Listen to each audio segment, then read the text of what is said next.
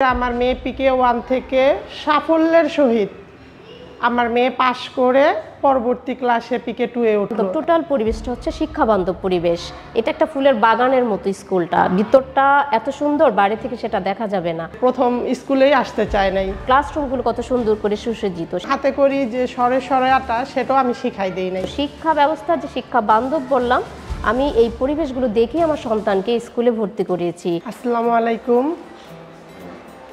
আমি বাসমা school and cultural centre থেকে একজন স্টুডেন্টের অভিভাবক হিসেবে বলতেছি।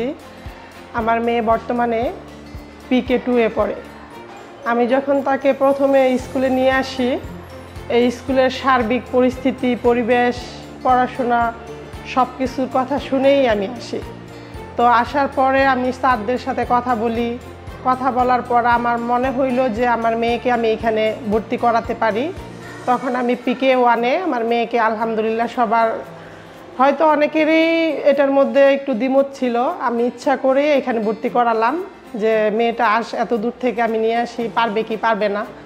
পরে দেখলাম যে আমার মেয়ে PK1 থেকে সাফল্যের সহিত আমার মেয়ে পাশ করে পরবর্তী ক্লাসে PK2 এ উঠলো। এবং আমি যেটা বাসায় ওর জন্য করতে পারি নাই, আমি ওরে একদম হাতে করি যে সরে সরে আটা সেটাও আমি শিখাই দেই নাই।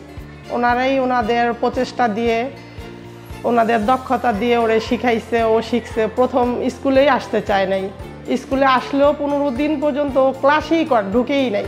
কিন্তু পরবর্তীতে এখন অবধি আমার মেয়ে ক্লাস তেমন একটা অসুস্থ না থাকলে ও ক্লাস অ্যাটেন্ড সবসময়ই করে এবং নিয়ে আসি, আমরাও নিয়ে আসি।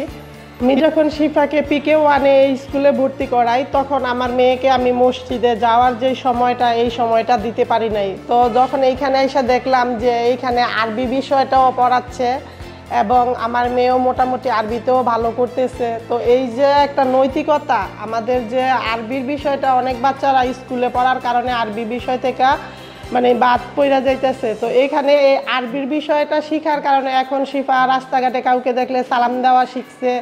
ও কারোর সাথে যে কিভাবে কথা বলতে হবে আদব কায়দার সহিত সেটা শিখছে। বাবা মায়ের সহিত কিভাবে ভালো ব্যবহার করতে হবে, এই জিনিসগুলো ও অনেকটা শিখে গেছে, যেটা আমি হয়তো বাসায় থাকলে পারতাম না, যেহেতু মসজিদে দেওয়ার মতন সুযোগ বা সময় কোনোটাই আমার হাতে ছিল না।